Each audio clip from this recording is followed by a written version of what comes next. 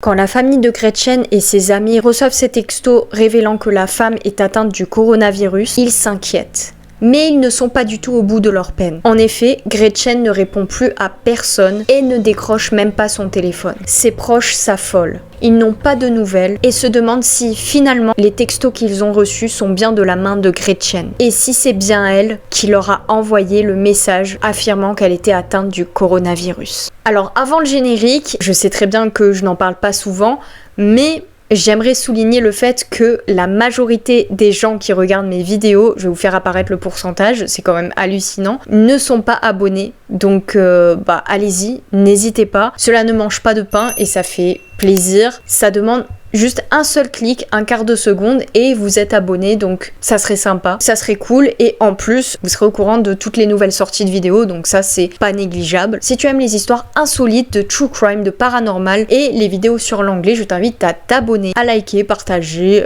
mettre des commentaires, je lis tous les commentaires que vous mettez, ça me fait très plaisir et je t'invite aussi à me suivre sur tous mes réseaux sociaux, je suis très présente sur TikTok et Instagram, donc n'hésite pas et n'oublie pas de liker, ça aide au référencement. Je tiens à vous remercier énormément pour les 10 000 abonnements. C'est fou, c'est totalement fou. En commençant cette chaîne, je pensais pas atteindre déjà les 1000 abonnements, c'était le bout du monde pour moi. Mais 10 000, c'est tout simplement énorme. Donc merci beaucoup. Et voilà, merci pour tout. Et j'ai annoncé sur mon compte Instagram, donc abonne-toi si cela n'est pas encore fait.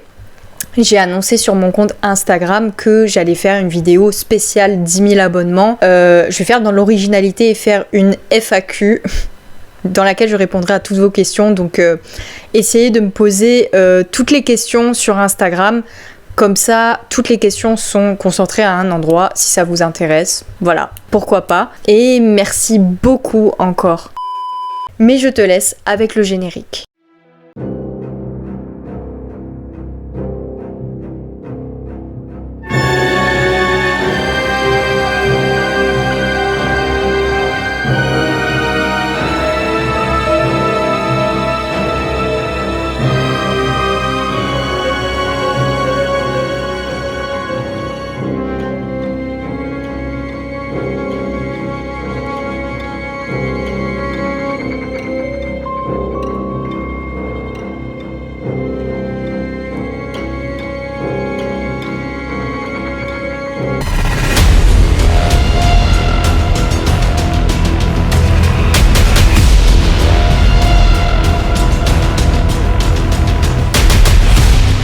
L'histoire se passe à Jupiter, en Floride. Non, il ne s'agit pas de la planète du système solaire, mais Jupiter qui se trouve en Floride, aux States. Pour comprendre le couple Gretchen-David Anthony, il faut retourner à la source de leur rencontre. Il faut savoir que Gretchen, lorsqu'elle rencontre David Anthony, est une femme divorcée qui prend soin de sa fille de 12 ans, dont elle partage la garde avec son ex-mari. C'est une belle femme de la quarantaine qui prend soin d'elle et va régulièrement à la salle de sport. Selon la sœur de Gretchen, sa fille était tout pour elle, c'était quelqu'un qui avait un grand cœur et était prévenante, elle détestait l'absence de sa fille, elle aurait fait n'importe quoi pour elle. C'était une excellente mère, elle était son monde. Après son divorce, Gretchen va rencontrer David Anthony et tomber folle amoureuse. Ils se rencontrent dans une salle de sport locale où David est un entraîneur. Ça commence bien comme une série américaine à l'eau de rose. David est décrit un petit peu comme la rockstar de la salle de sport. Il est vu comme sexy, séduisant, charismatique.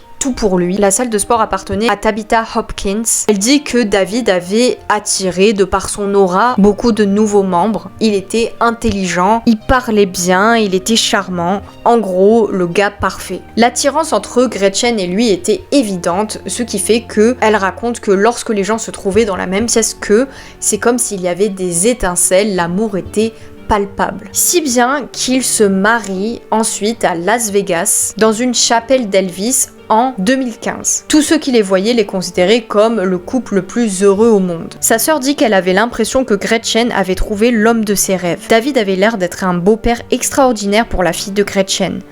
Elle l'appelait même Bonus Dad. Mais ce conte de fées prend fin en 2019. Le couple se sépare et David s'en va de la maison. Apparemment, les deux voulaient se retrouver eux-mêmes, ce qui n'était pas possible lorsqu'ils étaient en couple. c'est une chose assez banale, assez classique. Parfois, le motif de rupture n'est pas une tromperie, mais les gens veulent se retrouver seuls avec eux-mêmes pour mieux s'apprécier, pour le self-love et se retrouver eux-mêmes. C'est là que les choses commencent à se gâter. Et vous allez voir, ça va être de pire en pire. Pendant plusieurs jours, la famille et les amis de Gretchen vont recevoir de mystérieux messages. Des SMS qui semblent de la main de Gretchen, qui dit qu'elle doit se confiner. Elle a envoyé ceci à sa fille qui était avec son ex-mari, celui avec qui elle était avant David. Good morning, tested positive for coronavirus.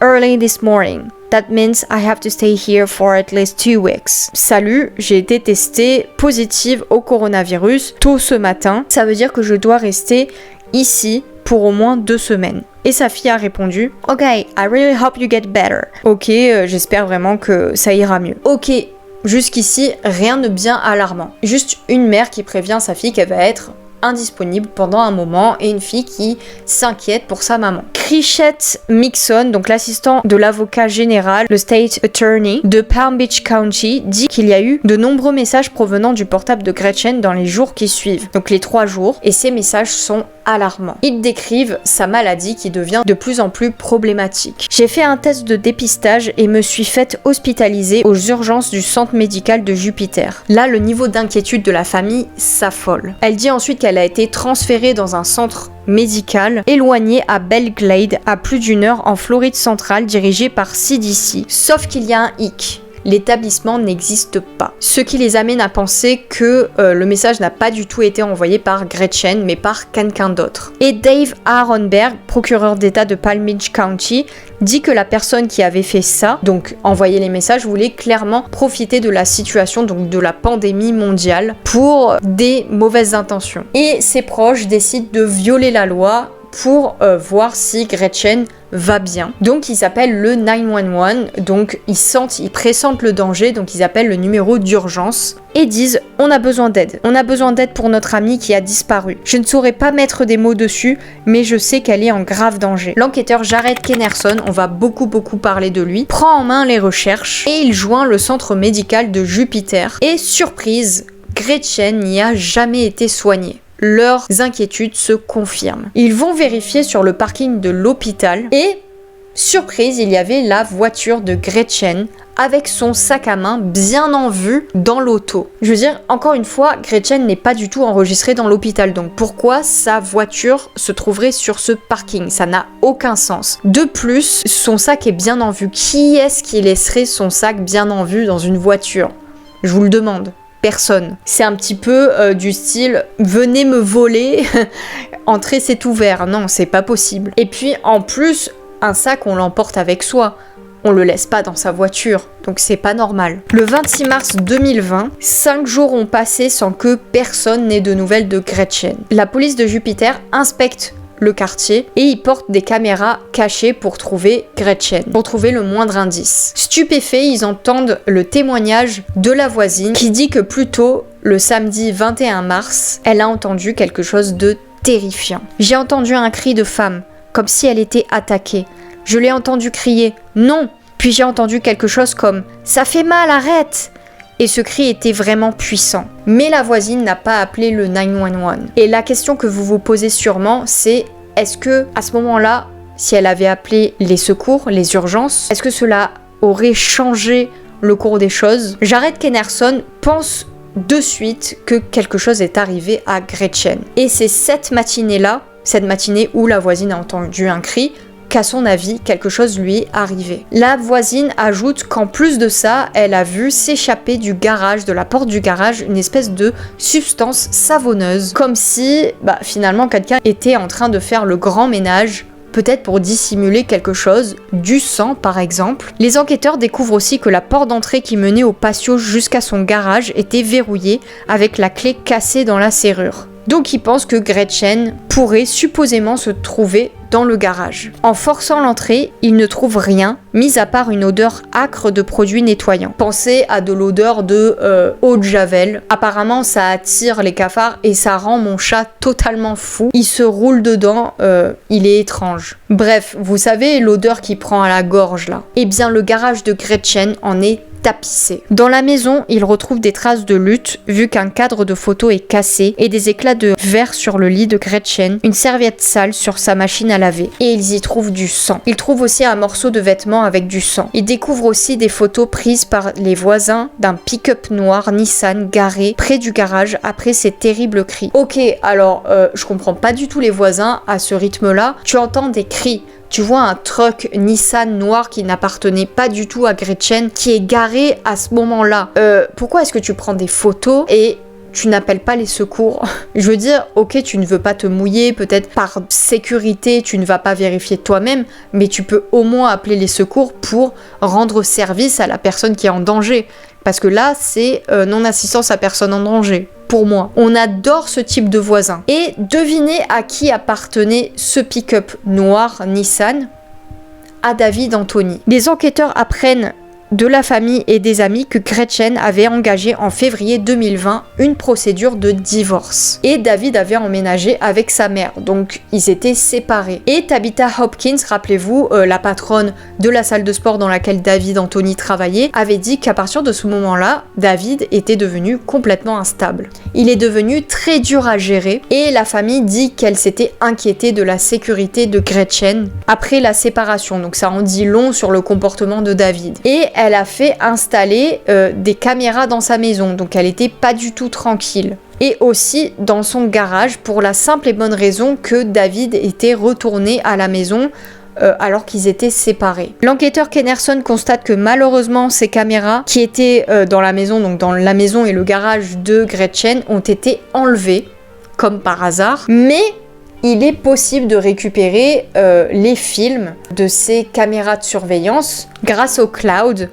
Donc il demande un mandat de perquisition pour avoir accès à ces films. Et ces enregistrements, il dit que ces enregistrements devraient être les meilleures preuves qui puissent être. Et évidemment, équipés de caméras cachées, ils vont rendre une petite visite à David Anthony, le principal suspect. Ils tombent sur sa mère, Susan Warner, qui leur dit que Gretchen lui avait envoyé des messages, qu'elle était en contact avec elle et qu'elle lui avait dit qu'elle était dans un centre médical du CDC, le centre médical qui n'existe pas du tout. Et elle dit avoir reçu un texto le matin même. Je vous montre le message. Donc l'enquêteur pose la question que tout le monde attend, à savoir où est son fils. Voilà. C'est bien beau, mais on a envie de savoir la version de David Anthony, le principal suspect. La mère s'inquiète et elle dit que son fils est parti pour le Costa Rica. Super. Classique, j'ai envie de dire. Donc ta future ex-femme disparaît et toi tu te fais la malle. Drôle de coïncidence. Donc sa mère dit qu'il a chargé son truck de ses affaires le 24 mars, donc mardi, donc 3 jours après que Gretchen ait été portée disparue, et a pris la route avec son chien Kobe. Donc à partir de là, il devient officiellement un suspect sérieux de l'affaire. Et en plus de ça, il découvre une vidéo du parking dans lequel la Mini Cooper de Gretchen a été garée. Et sur le film, on voit une grande silhouette qui en sort, qui fait à peu près 6 pieds 7, donc 2 mètres et quelques. Et on sait que David fait 6 pieds 7. Donc, encore une coïncidence. Donc c'est tout à fait cohérent, c'est vraiment un suspect sérieux. Les enquêteurs sont convaincus. David Anthony a quelque chose à faire dans la disparition de Gretchen. Et ils ont même la preuve que le portable de Gretchen est en mouvement vers Pensacola en Floride. Ils essaient donc de localiser David. Ils parviennent à le localiser, on le retrouve dans un magasin de bijoux vendant les biens de Gretchen. Donc c'est assez suspect. Pour un gars dont la femme a disparu, c'est assez...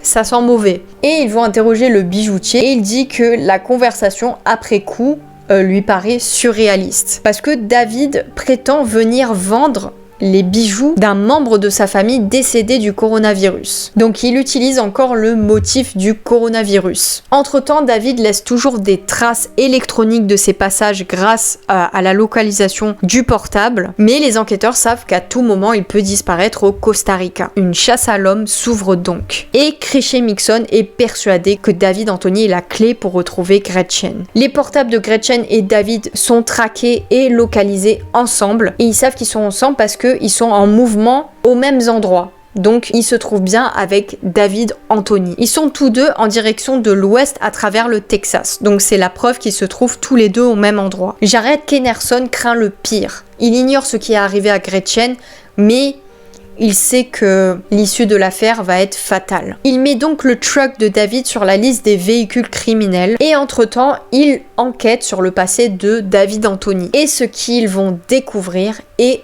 horrible. Le nom d'origine de David Anthony, alors déjà David Anthony ne s'appelle pas David Anthony à la base, il a changé de nom, il s'appelait David Anthony Deutsch. Il vient de Palm Beach et il était la star du basketball de son université et il a fait un hold-up dans un vidéo store et il a attaqué un officier de police. À l'issue de ça, il a conclu un accord de plaidoyer et passé un court séjour en prison. Donc David a un passé criminel et il a voulu s'en éloigner en changeant de nom. Tabitha Hopkins remarque aussi quelque chose de très étrange à propos de David, de troublant. Il est talentueux et doué, mais il a souvent des humeurs changeantes, comme s'il était un petit peu Mr. Jekyll et Mr. Hyde.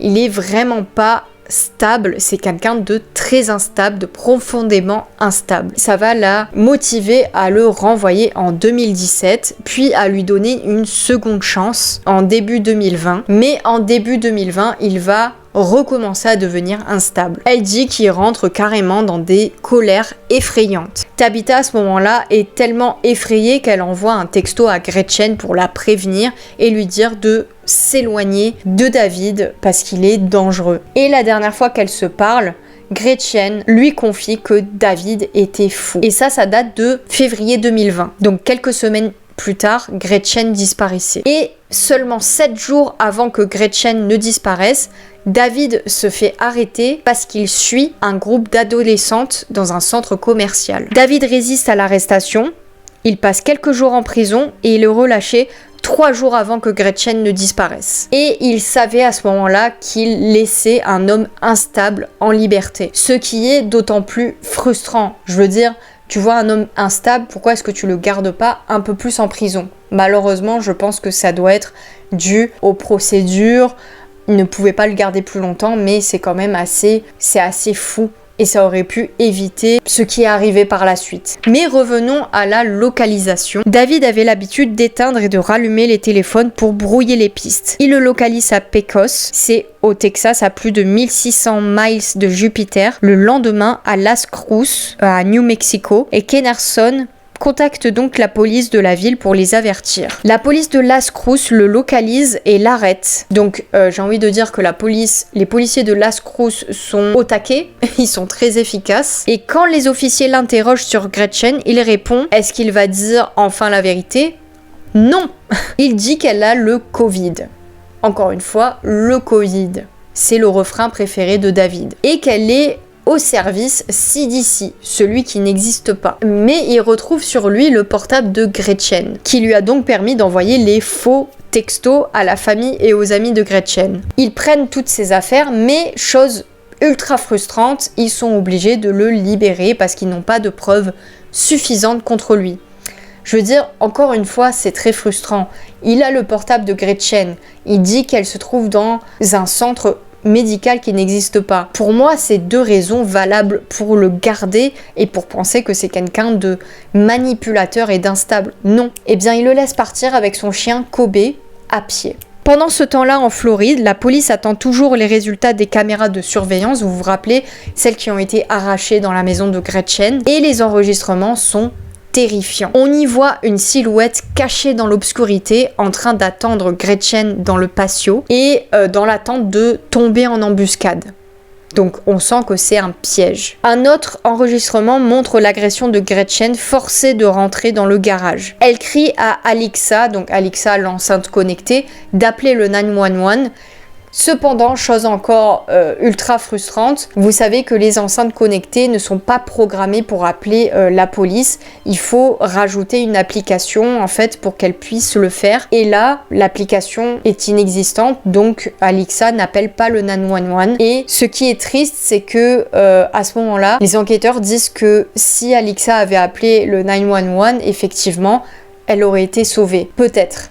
Mais là, ce n'est pas le cas. Selon Kennerson, elle serait toujours vivante aujourd'hui si ça avait été le cas. Vous l'aurez compris, les images de la caméra de surveillance, des caméras de surveillance, montrent les derniers instants de Gretchen vivante. Et la dernière image de l'individu qui enlève les caméras. Et devinez quoi? Il s'agissait bien de David Anthony. Là, ils en ont la certitude. David est le tueur. Ils ont donc une preuve contre David et ils sautent en voiture vers Lars Cruz où on l'avait laissé repartir avec le chien Kobe, rappelez-vous.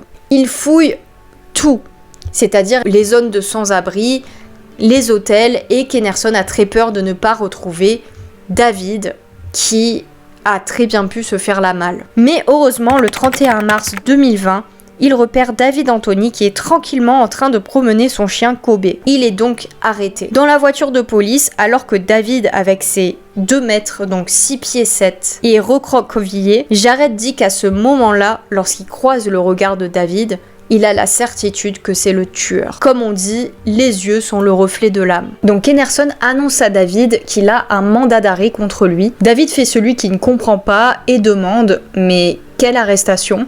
Quel mandat ?» Il demande pourquoi. Je veux dire, quel culot, le gars sait très bien ce qu'il a fait, mais il pose quand même la question, on ne sait jamais, sur un malentendu. Et Kennerson répond pour homicide. David renchérit et demande pour qui. Et là, il y a un long silence et Kennerson lui demande pour qui tu crois qu'il y a homicide. Et là, David persiste, il lâche pas l'affaire et dit juste que si je pose la question, c'est que je ne sais pas. On admire le culot de David et David devrait être couronné le roi des culottés, quoi. Kennerson arrête la conversation parce qu'il sait très bien qu'il ne va rien tirer de David dans la voiture. Et arrivé au poste, il lui pose la question fatidique que tout le monde attend. Où est Gretchen? Donc après une chasse à l'homme à travers 6 états, 2000 miles, donc ça fait 3218 km, 1000 de rien, c'est pas rien. David est enfin arrêté. Lorsque les enquêteurs Kelly Sanders et Jared Kennerson interrogent David, ils veulent retrouver le corps. Il n'y a même plus question de Gretchen vivante ou Gretchen décédée. Ils savent très bien que à ce point-là, ils vont trouver un cadavre. Mais David nie toujours. Oui, il continue. Il persiste et il signe. Gretchen est toujours vivante. Et ce qu'il a à dire relève de la fiction. Il dit « Elle voyageait avec moi jusqu'à El Paso, donc c'est au Texas. Chacun à bord de sa propre voiture, puis elle s'est enfuie. » Alors là, David est super crédible. Un coup, il nous joue la carte du Covid. Ensuite, il dit qu'il est parti avec Gretchen carrément, chacun à bord de sa propre voiture. Ça n'a aucun sens. Mais attendez de voir son explication, c'est encore mieux. Selon lui, Gretchen fuyait parce qu'elle a découvert des activités illégale dans l'entreprise dans laquelle elle travaillait. Inutile de dire que Kennerson n'y croit pas une seule seconde. Quand ils lui disent que le centre médical dans lequel Gretchen est censée être n'existe pas, donc le centre médical dont elle parlait dans les textos, il se contente de répondre « ça ne veut rien dire ». Ok, super argument. Ils insistent sur le fait qu'il avait son téléphone et avait lui-même déplacé la voiture de Gretchen. Donc preuve à l'appui, la vidéo du parking de l'hôpital. Et tout simplement, il a le portable de Gretchen. Si elle est partie seule de son côté, pourquoi est-ce qu'elle aurait laissé son portable à David ? C'est totalement du bullshit. David ne cesse de répéter que Gretchen est encore vivante. Et il lui montre alors les photos des caméras de surveillance de la maison de Gretchen et lui montre que voilà, tu étais là, tu l'as attaqué. Et même face à ces photos, il continue de nier l'évidence. À ce moment-là, les enquêteurs se disent qu'ils ne peuvent plus rien tirer de David, donc ils changent de tactique. Ils font appel à ses émotions, si David en a encore, et évoquent la fille de Gretchen, donc la belle-fille de David, dont il s'était occupé lorsqu'il était avec Gretchen, et ils tentent donc de l'attendrir, de faire appel à l'affectif. David affirme donc qu'il n'aurait jamais fait de mal à l'une ni à l'autre, donc ni à la fille, ni à Gretchen. Oui, bon, en retenant les informations, il blesse indirectement la fille de Gretchen. David continue de nier, donc ils lui font écouter un enregistrement de la fille de Gretchen qui lui supplie de dire où est sa mère. Et là encore, David dit « mais c'est un faux enregistrement, c'est pas la voix de la fille de Gretchen ». Là, à ce moment-là, Kennerson craque, il le traite de monstre. Et David demande un avocat. David est accusé de meurtre au second degré et est envoyé en Floride. Pour ceux qui se demandent ce qu'il est advenu du chien de David, donc Kobe, eh bien il a tout simplement été adopté par d'autres maîtres. Le problème, c'est que si David nie, eh bien il n'y a pas de corps. Qui dit pas de corps dit que cela pourrait faire basculer le procès en sa faveur et David le sait pertinemment. Pendant ce temps, David est détenu à Palm Beach County, en Floride, donc le nom est sympa, mais bon, c'est quand même une prison. Le grand jury l'inculpe pour kidnapping et pour meurtre au premier degré, et non plus au second degré. Et là, ça peut faire changer la face des choses, parce que ça peut lui valoir la peine de mort. Les enquêteurs poursuivent leurs recherches pour retrouver le corps de Gretchen, et le fait qu'ils n'y parviennent pas était la seule chose qui était en faveur de David, parce que on rappelle, il y avait quand même les films des caméras de surveillance, le fait qu'il ait fui et aussi le fait qu'il ait déplacé la voiture de Gretchen, qu'il ait son portable, enfin bref, plein de preuves contre lui qui s'accumulent. C'est une période qui est très dure pour la famille de Gretchen qui veut savoir ce qui lui est arrivé. En décembre 2020, il fut évident pour la police qu'il ne retrouverait pas le corps sans l'aide du tueur lui-même. Il décide donc de négocier avec David, avec l'avocat de la défense, pour 38 ans de prison. Le deal, que David plaide coupable pour meurtre au second degré et révèle où se trouvait l'emplacement du corps de Gretchen. David plaide donc coupable pour meurtre au second degré. Oui, David accepte le deal, il fait pas le foufou, il sait qu'il a énormément de preuves contre lui. Le 21 décembre, donc 9 mois après la disparition de Gretchen, David avoue donc le meurtre. C'est un soulagement pour la famille. Enfin, soulagement entre guillemets. Maintenant, ils savent ce qu'il en est et ils vont peut-être retrouver le corps de Gretchen. David avait donc choisi un emplacement quelconque pour enterrer le corps de Gretchen, seulement à quelques miles de sa maison, derrière un Walmart. Donc c'est un sort de centre commercial américain, comme un Carrefour ou un super casino. J'ai pas trop d'exemples dans la tête, j'ai pas trop d'exemples en tête pour le moment. Et à côté d'une maison de retraite. Donc ça montre combien il était froid et qu'il ne se préoccupait pas du tout des restes de Gretchen. Il les a juste balancés là où il pouvait. La famille de Gretchen a pu enfin s'occuper des restes de Gretchen pour qu'elle repose en paix. Donc maintenant, l'autopsie du corps qui va expliquer pourquoi Gretchen a crié. Il y a des blessures sur le torse et le cou, on l'a poignardée et il y a d'autres blessures qui montre qu'elle s'est battue pour sa vie. Au procès, la sœur de Gretchen s'adresse à David et lui dit « Tu as volé une mère à son enfant et un enfant à sa mère. Tu es un monstre, un lâche. Tu ne seras jamais pardonné. Et tu as négocié seulement pour te sauver toi-même. Tu es le mal incarné. » David a apporté une explication des plus étranges à ses actes. J'ai vu le Covid comme la fin de la prophétie mondiale, un Armageddon duquel je me sentais forcé d'échapper à tout prix. Au lieu d'être un homme, j'ai choisi d'être un lâche. J'ai tenté de voler ce qui n'était pas à moi, et ce faisant, j'ai achevé une vie. Une vie qui avait une valeur, une signification, et j'ai volé cette vie. Mais personne ne le prend au sérieux. Il laisse derrière lui plein d'interrogations. Personne ne sait pourquoi il a tué Gretchen à ce jour. Aujourd'hui, la fille de Gretchen va bien.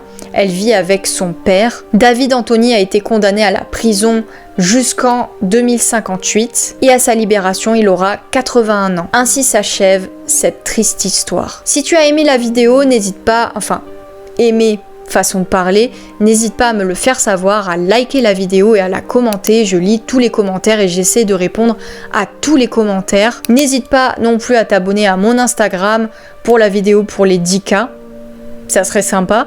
Et à mon TikTok, j'y fais régulièrement du contenu. Faites attention à vous et à vos ex. And remember, you rock.